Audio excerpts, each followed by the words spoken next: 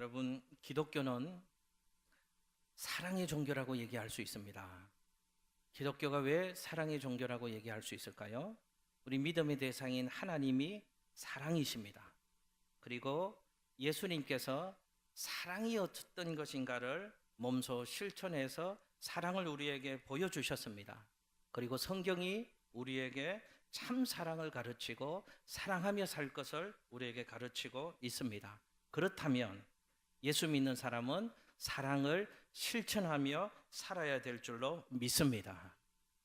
예수 믿는 사람들의 삶을 보며 세상 사람들이 사랑이신 하나님을 볼 수 있어야 합니다. 아멘 안 하시니까 또 하렵니다. 잘 생각해 보시고요. 아멘 하십시오. 예수 믿는 사람의 삶의 모습을 보며 세상 사람들이 참 사랑이신 하나님의 모습을 볼 수 있어야 합니다. 그래야 진짜 그리스도인이죠. 그래야 진짜 교회라고 말할 수 있지 않겠습니까? 사랑하는 여러분, 사랑하면 행복해집니다. 저는 우리 양천교회 성도님들이 참 사랑을 배우고 사랑으로 충만해져서 날마다 행복한 신앙생활을 해나가시는 우리 성도님들 될 수 있었으면 좋겠습니다.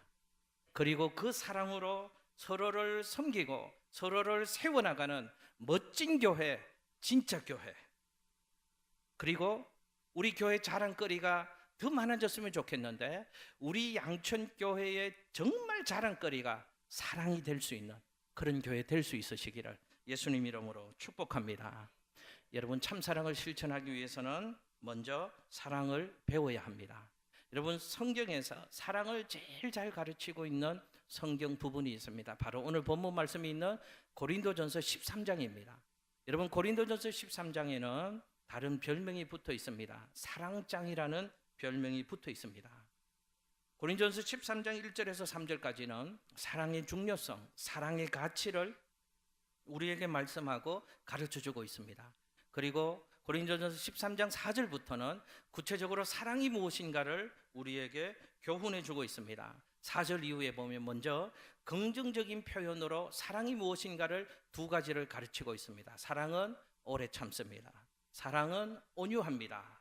그리고 이 말씀 이후의 뒷부분에 보면 부정적인 표현으로 8가지를 가르치고 있습니다. 사랑이 무엇인가? 사랑은 시기하지 아니하며 자랑하지 아니하며 뭐하지 아니하며 부정적인 표현으로 8가지를 사랑을 우리에게 가르치고 있습니다. 그러니까 긍정적인 표현 2가지는 무엇이 사랑인가를 우리에게 가르쳐 주시는 것이고요, 부정적인 표현 8가지는 무엇이 사랑이 아닌가를 우리에게 교훈해 주고 있다는 것이죠. 오늘 이 말씀을 통해서 참 사랑을 배우고 참 사랑으로 충만해지는 우리 양천교회 성도님들 될 수 있으시기를 예수님 이름으로 축복합니다. 그러면 구체적으로 사랑은 무엇인가? 첫 번째, 사랑은 오래 참는 것이 사랑이다 라고 성경은 우리에게 가르쳐주고 있습니다.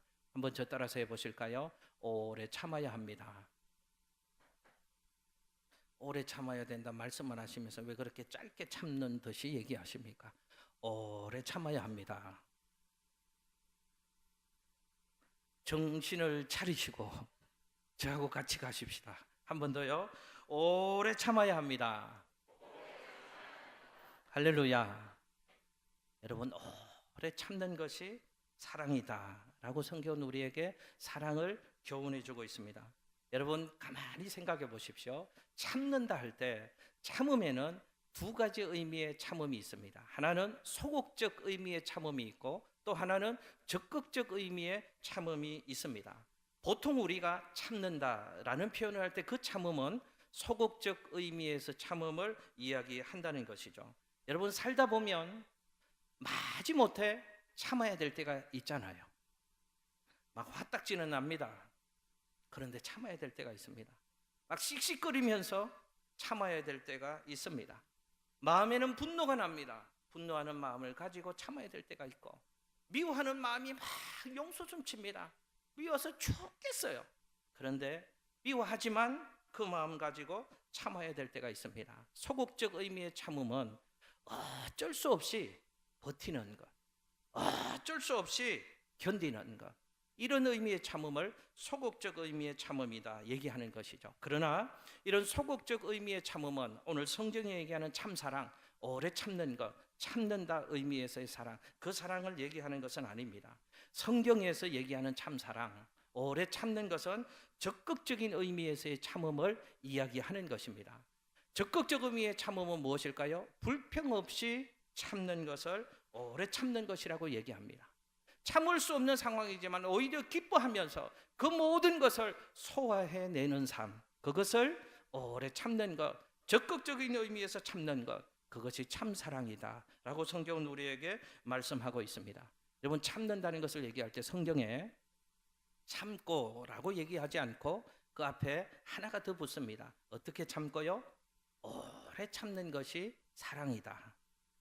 여러분, 저도 여러분들도 참는 것은 할 수 있습니다.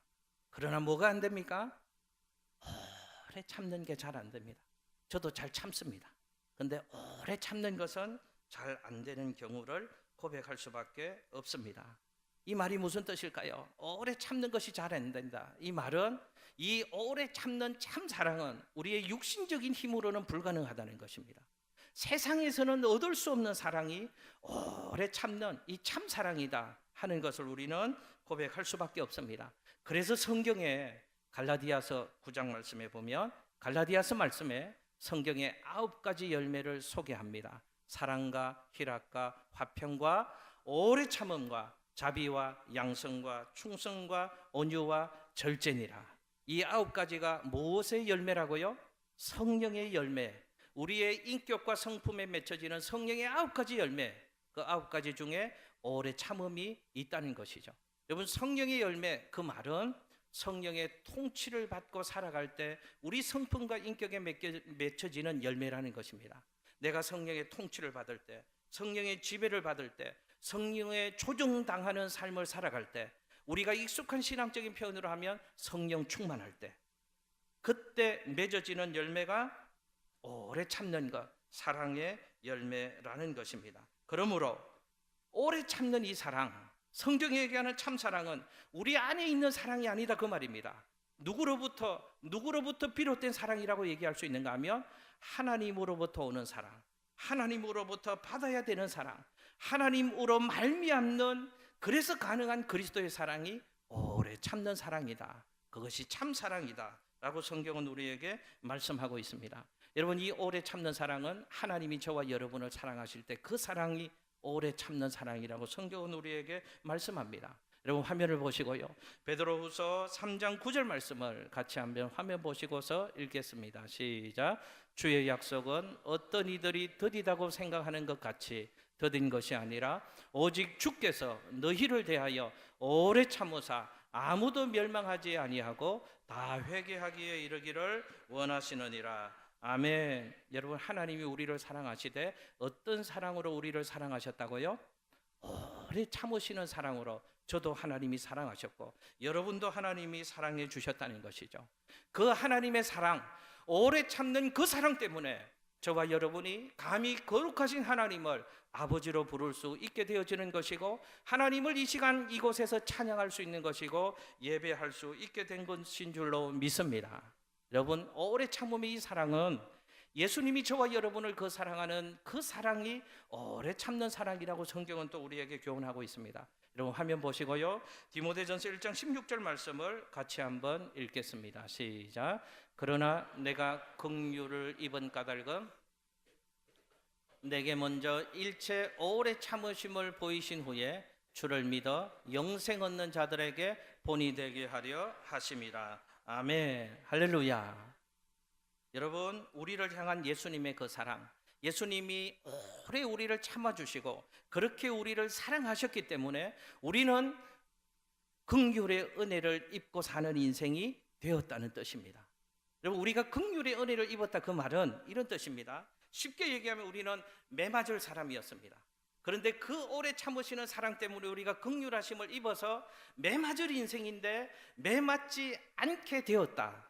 긍휼하심의 은혜를 입게 되었다라고 성경은 우리에게 얘기하고 있습니다. 여러분, 생각해 보십시오. 우리를 향하여 예수님이 오래 참아주시지 않았다면, 그 사랑을 베풀어 주시지 않았다면 우리가 행한 대로 우리가 대접받고 우리가 처리되었다면, 만일 그렇게 하나님이 우리를 대해 주셨다면 오늘 예배하고 있는 이 시간 이 자리 우리 모든 사람들 중에 그 누구도 하나님 앞에 서 있을 수 있는 사람이 단 한 사람도 없을 것입니다.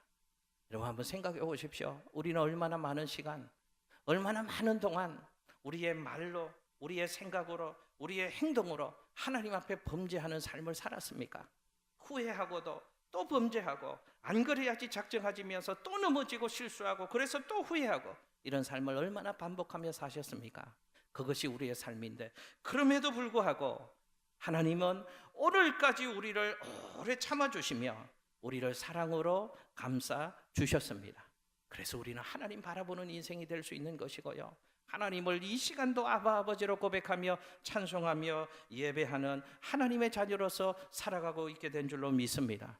그 사랑에 감사할 수 있는 제가 되고 여러분들 될 수 있으시기를 예수님 이름으로 축복합니다. 여러분 한번 생각해 보십시오. 살아오면서 얼마나 후회되는 적이 많으십니까? 여러분, 우리 인생이 우리에게 학습시켜주는 교훈 가운데 살아가면서 후회가 없어야 되는데 후회가 자꾸 늘어나는 것 같습니다. 그 중에 참지 못해서 후회되는 경우가 얼마나 많으십니까? 그때 좀 참을 걸, 좀만 참을 걸. 참지 못해서요, 장소와 상황 아랑곳하지 않고 할 말 못할 맛 없이 내 감정 내 기분대로 내뱉어서 또 후회하는 경우가 얼마나 많으십니까? 그때 조금만 참으면 그 사람에게 상처 주지 않을 텐데, 그 사람에게 아픔을 주지 않을 텐데, 내가 참지 못해서 내 감정과 기분대로 행동하고 말해서 다른 사람에게 상처를 주고 눈물 나게 하고 아프게 하고 등 돌리게 하고 뒤돌아서 있는 적이 얼마나 많으십니까? 내가 그때 조금만 참으면 좀 하나님 기뻐하는 삶을 더 온전히 살아갈 수 있었을 텐데, 내가 그때 참지 못해서 하나님 기쁨 되지 못한 삶을 살아온 적이 얼마나 많으셨습니까? 여러분, 분노와 감정 따라 살면 그 당시에는 내 뜻대로 되는 것 같습니다. 감정이 폭발하니까요. 그러나 또 뒤돌아서서 후회하잖아요. 그때 좀만 참을 걸, 조금만 더 참을 걸. 여러분, 그런 적이 얼마나 많으십니까? 여러분, 우리 인생에 후회하지 않고 참된 만족과 참된 평화를 누리는 비결이 있다는 것을 아십니까? 참된 만족과 참된 평안의 삶을 누리는 비결은 오래 참는 삶을 사는 것인 줄로 믿습니다. 예수님이 십자가에서 그 본을 보여주셨잖아요. 예수님이 십자가의 고난을 이기시고 부활의 승리, 진정한 승리자의 삶을 우리에게 모범을 보여주셨습니다. 왜 참으셨습니까? 왜 진정한 승리자가 되셨습니까? 십자가의 고난 오래 참으셨기에 십자가의 고난을 넘어서 부활의 영광의 자리에 이르는 진정한 승리자의 삶을 예수님이 살아갈 수 있으셨던 것입니다. 예수님은 참으셨습니다. 십자가 위에서 내 고통을 주고 모욕을 주고 수치를 주고 조롱하는 원수들을 예수님은 찾으셨습니다. 다 참으셨습니다. 십자가의 아픔과 고통이 있었지만 예수님은 다 참으셨습니다. 그 모든 것을 예수님은 참으시고 예수님은 오래 참으셨기에 십자가의 고난을 넘어서서 부활의 승리, 진정한 승리로 나아갈 수 있게 된 것입니다. 여러분, 저는 예수님처럼 예수님을 닮아가고 예수님 바라보는 신앙의 삶을 살아가는 저와 여러분이 예수님처럼 오래 참는 그 사랑을 배우고 오래 참는 신앙의 삶을 살아가심으로 인생의 진정한 승리자들이 될 수 있으시기를 예수님의 이름으로 축복합니다.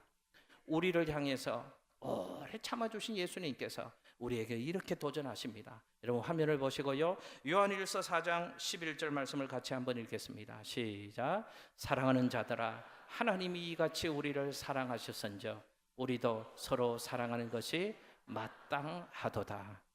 할렐루야. 하나님이 이렇게 우리를 사랑해 주셨으니 우리를 향하여 참아주시고 오래 참아주셔서 하나님의 은혜로 하나님 자녀 되어지고 천국 소망 가지고 오늘도 믿음의 행진을 하는 이런 인생 되었으니 우리도 서로 사랑하는 것이 마땅하지 않겠느냐. 여러분, 마땅한 사랑의 삶을 실천해내는 제가 되고 여러분들 될 수 있으시기를 예수님 이름으로 축복합니다. 여러분, 두 번째로 구체적으로 진정한 사랑이 무엇인가? 주님은 우리에게 이렇게 말씀하십니다. 한번 저 따라서 해보실까요? 온유해야 합니다. 한 번 더요. 온유해야 합니다. 여러분, 그런데 성경이 얘기하는 온유라는 의미는요, 우리가 일반적으로 가지고 있고 떠오르는 그런 이미지 느낌과는 참 다르다는 것을 먼저 좀 이해를 해야 됩니다. 우리는 온유라는 단어를 이렇게 오해를 합니다. 온유하면 고요하고 평안한 심리적인 상태, 그런 상태를 온유하다라고 얘기합니다. 또 온유라고 얘기하면 약하고 여성스러운 이미지 느낌을 온유하다, 이렇게 우리는 생각합니다. 그러나 성경에서 얘기하는 참사랑, 온유해야 한다, 그것이 참사랑이다. 그때 온유는 우리가 일반적으로 가지고 있는 온유라는 이미지와는 참 다르고 정반대의 느낌이라는 것을 먼저 기억하시기를 바랍니다. 먼저 성경이 얘기하는 온유는요, 심리적인 상태가 아니고 행동적인 의미를 우리에게 가르쳐주는 말씀입니다. 심리적인 어떤 상태가 아니고 행동적인 것을 이야기한다, 그 말입니다. 여러분, 오래 참는 것이 견디는 의미가 있다고 한다면 이 온유라는 것은 친절과 베품의 의미가 있다, 그 말입니다. 어떤 영어 성경에는요, 온유라는 단어를 친절이라는 단어로 쓰고 있습니다. 이런 뜻입니다. 온유라는 의미가 내가 힘이 없고 약하고 그래서 참고 그래서 견디고 이런 의미가 아니고, 나는 내가 대하는 상대보다 훨씬 더 강합니다. 그 사람이 가지고 있지 못한 탁월한 능력들을 나는 가지고 있습니다. 그러나 내가 그 사람을 사랑하기 때문에 내가 가진 그것을 함부로 쓰지 않고 내가 가진 그것으로 그 사람을 섬기고 그 사람에게 친절을 베풀어 주는 것, 그것이 온유다라고 성경은 우리에게 말씀하고 있습니다. 한 번 더 정리해 드리겠습니다. 온유가 이런 뜻입니다. 내 안에 능력이 있습니다. 내 안에 탁월함이 있습니다. 내 안에 힘이 있습니다. 그럼에도 불구하고 내가 가진 것을 내 마음대로 발산하거나 내 뜻대로 기분대로 사용하는 것이 아니고 이것들을 잘 절제하고 잘 다듬고 잘 훈련시켜서 잘 정돈시켜 놓은 상태, 그것을 온유다라고 얘기한다, 그 말입니다. 이 온유라는 원어의 의미 속에는 이런 뜻이 또 있다고 합니다. 온유하다, 이런 말은요, 어떤 것을 보고 온유하다고 성경의 원어적으로 얘기하는가 하면, 산에 가면 야생마가 막 뛰놀잖아요. 그 야생마를 붙잡아 와서 야생마를 훈련시키고 길들이는 조련사가 그 야생마를 몇 날을 수고해서 길들입니다. 훈련시킵니다. 잘 통제시킵니다.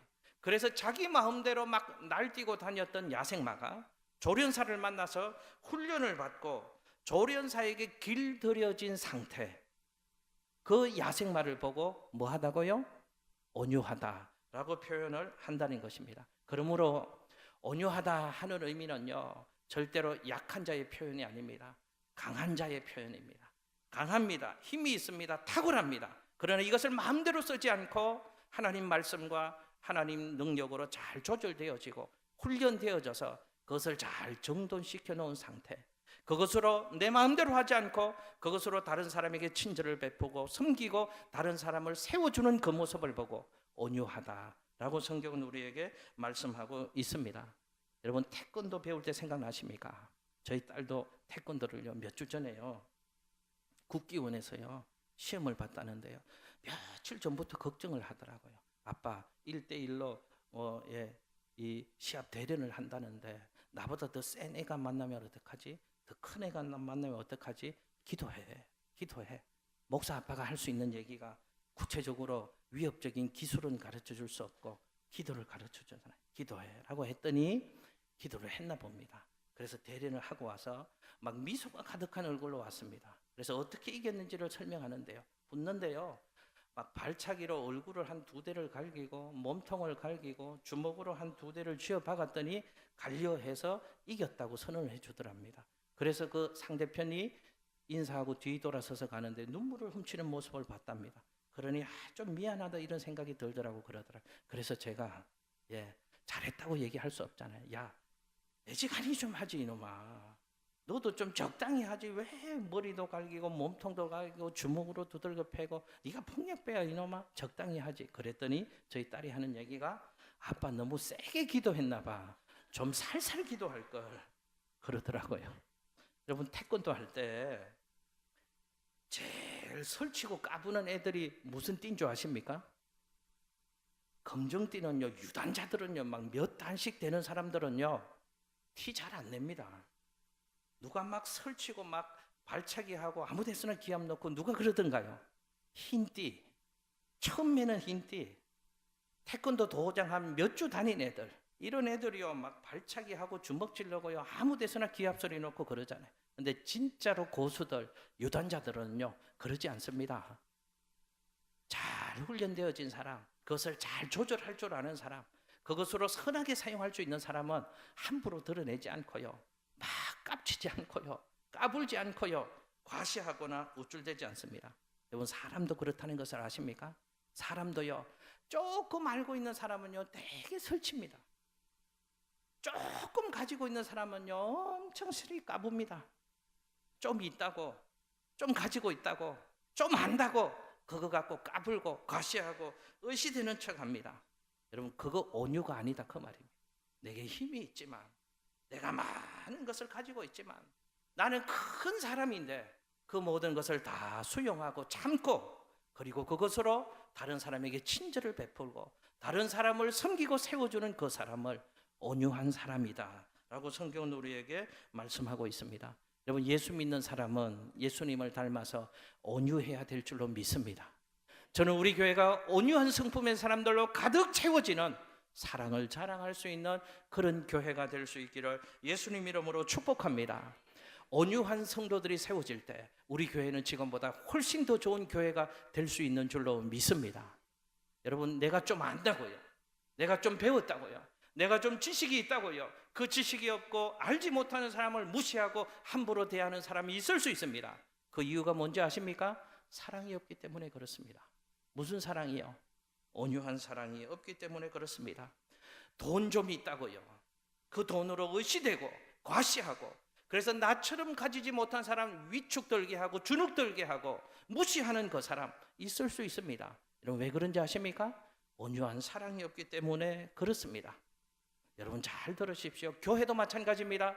교회 생활 오래 하신 사람이, 내가 이 교회 처음부터 열심히 혁혁한 공을 하고 이 교회를 위하여 눈물 피땀 흘리며 교회를 위해서 아름답게 헌신한 그 사람이라고 할지라도 그것이 자기 공로가 되고 자기 의가 되고, 그래서 늦게 온 사람, 새 가족들을 무시하고 함부로 대한다면 그 사람에게 없는 것이 있습니다. 성경에서 가장 중요하다고 얘기하는 사랑이 없기 때문에 그 사람은 교회 생활을 그렇게 하는 것입니다. 여러분, 잘 들으십시오. 온유한 사랑이 있으면 억누를 수 있습니다. 온유한 그 사랑이 있으면 절제할 수 있습니다. 온유한 사랑이 있을 때 서로를 좀 배려할 수 있습니다. 온유한 사랑이 있을 때 다른 사람에게 친절을 베풀 수 있고요, 온유한 예수 그리스도의 사랑이 있을 때 서로를 섬겨가는 아름다운 신앙 공동체가 될 수 있는 줄로 믿습니다. 여러분, 태일림 성가대 찬양대가 매주일마다 귀한 찬양으로 우리에게 은혜를 끼치잖아요. 우리는 맨날 들으니까 잘 모릅니다. 근데 제가 밖에 나가면 우리 교회 찬양대가요 유명하다고 소문이 나서요, 목사님들도 다 알고 계시더라고요. 여러분들만 모르죠. 여러분, 태일림 찬양대, 1부는 할렐루야 찬양대, 2부는 태일림 찬양대, 아름다운 찬양으로 하나님께 매주일마다 영광 돌리는데 합창 묘미가 무엇인지 아십니까? 절제되는 것에 있잖아요. 만일 이 중에 어떤 분이 찬양을 하는데요, 자기 혼자 소리를 잘 내고 잘 지른다고 소리를 질렀습니다. 예배가 끝나고 집에 가서 이렇게 얘기합니다. 야, 내 소리 들었냐? 우리 찬양대에서 소리 제대로 내는 사람은 나밖에 없잖아. 그 여러 시들 있어도 다 소용없어. 소리 제대로 낼 줄 아는 사람이 그 누가 있냐? 나밖에 내는 사람이 없어 라고 얘기한다면 그 소리 지르고 그렇게 생각하는 그 사람 때문에 합창은 깨지는 것입니다. 소리를 지르면 큰 소리는 날지 몰라도 큰 소리 내는 그 사람 때문에 조화는 깨지는 것이잖아요. 잘 조절되어지고요, 조화를 이룰 때요, 아름다운 하모니, 아름다운 합창으로 하나님께 영광 돌리고 사람에게도 은혜를 끼칠 수 있는 것이잖아요. 마찬가지로 저는 우리 교회 한 사람 한 사람이 온유한 사랑이 있을 때 서로 잘 조절하고 잘 절제해 나가고, 그래서 서로를 섬기고 서로를 배려하고 섬겨나갈 때 우리 교회는 아름다운 사랑의 조화를 이룬 더 멋진 교회 공동체가 될 수 있는 줄로 믿습니다. 또 기억하십시오. 온유한 사랑으로 충만할 때 승리하는 인생이 될 수 있는 줄로 믿습니다. 여러분, 예수님이 나는 마음이 온유한 자라고 말씀하십니다. 마태복음 11장 29절 말씀에 나는 마음이 온유하고 겸손하니 나의 멍에를 메고 내게 배우라. 그리하면 너희 마음이 쉼을 얻으리라 라고 말씀하십니다. 예수님이 힘이 없고 연약해서 온유한 자라고 말씀하십니까? 예수님은 누구보다 큰 분입니다. 예수님은 누구보다 강한 분입니다. 그러나 그 힘과 능력을 자신을 위하여 자신의 육신의 소욕을 따라 사용하지 않고 그것을 잘 절제하고 잘 조정하여서 다른 사람을 위하여 친절을 베풀고 섬기는 삶을 사셨습니다. 베푸는 삶을 사셨습니다. 그래서 예수님은 온유한 분이라고 얘기하는 것입니다. 예수님께서 이렇게 말씀하십니다. 마음이 온유한 자 복이 있다. 그들이 땅을 기업으로 얻을 것이다. 여러분, 성경에서 땅을 기업으로 얻는다는 말은 최후 승리한다 그 말입니다. 지금 당장 보기에는요, 성질대로 하는 사람이 유리하고 이기는 것 같습니다. 아닙니다. 성경은 마음이 온유한 자가 복이 있다. 잘 참고 잘 조절하고 내가 가진 것으로 다른 사람에게 친절을 베풀고 섬기는 그 사람이 결국은 하나님 주시는 땅을 차지하는 복을 받는 인생, 최후 승리하는 인생이 될 수 있다고 성경은 우리에게 말씀하십니다. 여러분, 온유한 사람이 풍성한 삶을 살게 된다는 것을 기억하십시오. 여러분, 어떤 성품을 가진 사람에게 사람들이 많이 모일까요? 온유한 사람입니다. 맨날 모이면요, 지 자랑만 하고 지 얘기만 하면요, 듣기 싫어서 안 갑니다. 어떤 사람에게 사람들이 자꾸 모일까요? 풍성한 인생이 되어질까요? 예, 내가 가진 것이 있지만 그것으로 잘 과시하고 드러내는 인생이 아니라 그것을 잘 조절하고 절제해서 그것으로 오히려 다른 사람에게 친절을 베푸고 다른 사람을 섬기고 세워나가는 그 사람에게 사람들이 자꾸 모여들잖아요. 그 인생에게 온갖 좋은 것들이 모여들어서 풍성한 인생을 살게 되는 줄로 믿습니다. 저는 우리 교회가 온유한 사람들, 그래서 그 온유한 성품 때문에 하나님 주시는 복을 받고 날마다 더 풍성해 주시는 하나님의 사람들 될 수 있으시기를 예수님의 이름으로 축복합니다. 말씀 정리하겠습니다. 여러분, 예수 믿는 사람은 온유한 사람이 되어야 합니다. 먼저 자기 자신에 대해서 온유한 사람이 되어야 합니다. 자기 자신을 잘 절제해야죠. 다른 사람에게도 온유한 삶을 살 수 있기 때문에 그렇습니다. 우리 사랑하는 성도님들을 축복해드리고 싶습니다. 자기 자신을 온유한 사람으로 만드는데 최선을 다해 가시는 하나님의 사람들 되시기를 예수님 이름으로 축복합니다. 부모님에게는 온유한 자식들 되시기를 예수님 이름으로 축복합니다. 자식들에게는 온유한 부모님들 되시기를 예수님 이름으로 축복합니다. 교회 안에서는 온유한 성도가 되시기를 예수님 이름으로 축복합니다. 세상 속에서는 온유한 직장인들, 온유한 동료가 되시기를 예수님 이름으로 축복합니다. 지금 세상은 사랑이 메마르고 각박한 시대잖아요. 이 시대에 예수의 참사랑 물들여져서 우리의 가정을 행복하게 만들고 우리 공동체를 행복하게 만들고 이 사회를 행복하게 만드는 그리스도의 사람들이 제가 되고 여러분들 되고 우리 교회 될 수 있으시기를 예수님 이름으로 축복합니다. 축복합니다. 기도하겠습니다.